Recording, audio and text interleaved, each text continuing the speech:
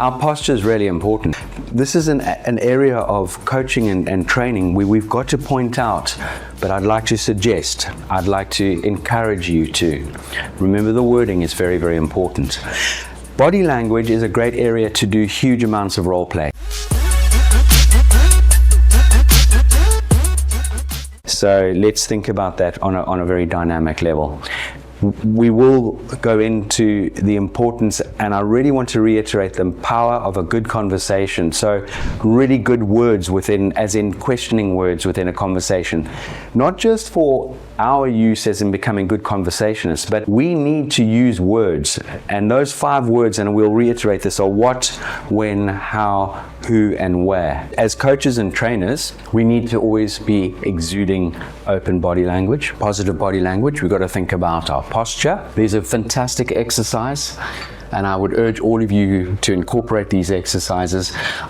As I'm sure we all are, we're all big fans of literature and books, but if you can find an old diary with a hard cover, something that you could find a book. So this particular book, the 5-Minute Journal, has got a nice rough coarse surface, because if you've got washed hair, it'll slide off. But everyone thinks, oh, walking with a book on your head, that's so finishing school. But our posture is really important. And when you walk into a room and you're looking, smartly dressed, if you walk in with bad posture or sort of bad body language, it doesn't complement the whole you.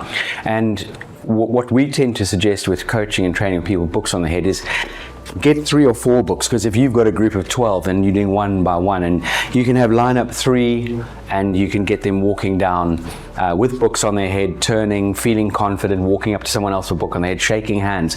Because when you do have a book on your head, it is near impossible not to have your chin parallel to the floor. Because the moment I hunch over or do that or change my posture, the book will fall off. And it's a wonderful exercise. I mentioned yesterday the graveyard shift. The graveyard shift is the after lunch sort of thing. So think of quite a few activities after lunch, getting people up on their feet.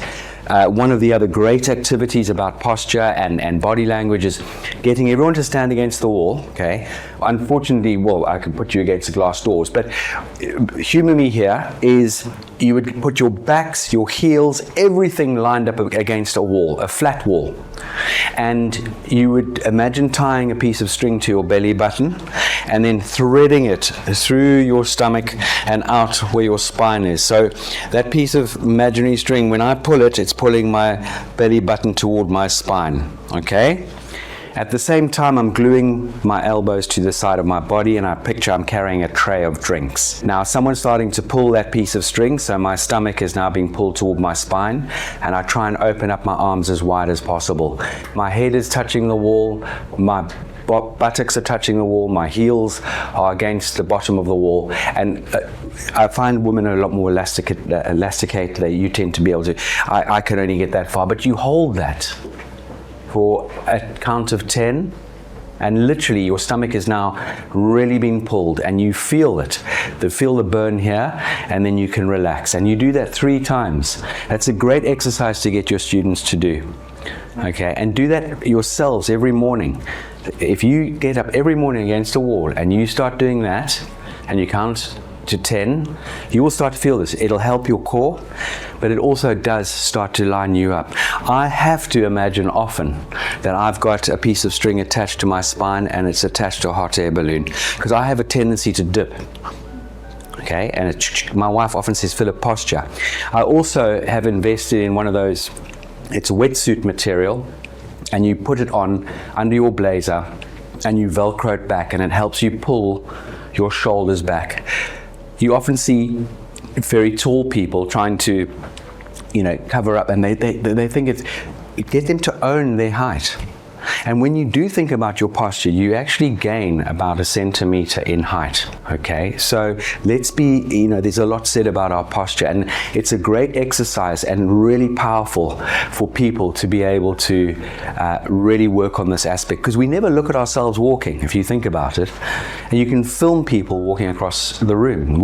Many years ago, we worked with some corporates, and one gentleman walked into the room waddling like this, and he'd never realized that he walked like that.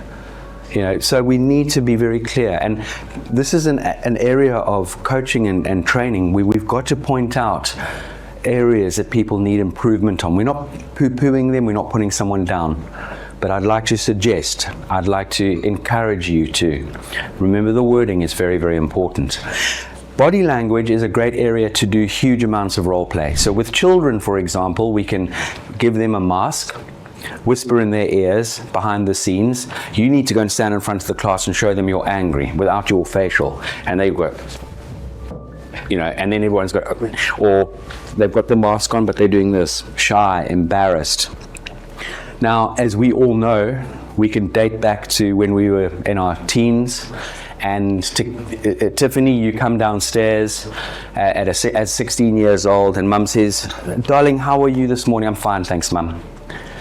"Darling, how are you sure you're okay?" "Mum, I'm fine." I said, "I'm fine." "Tiffany, it's written all over your face. What's going on?" The body language, your facial expressions have spoken way before you've even said, "I'm fine, Mum." Okay, your whole demeanor, your tone has spoken.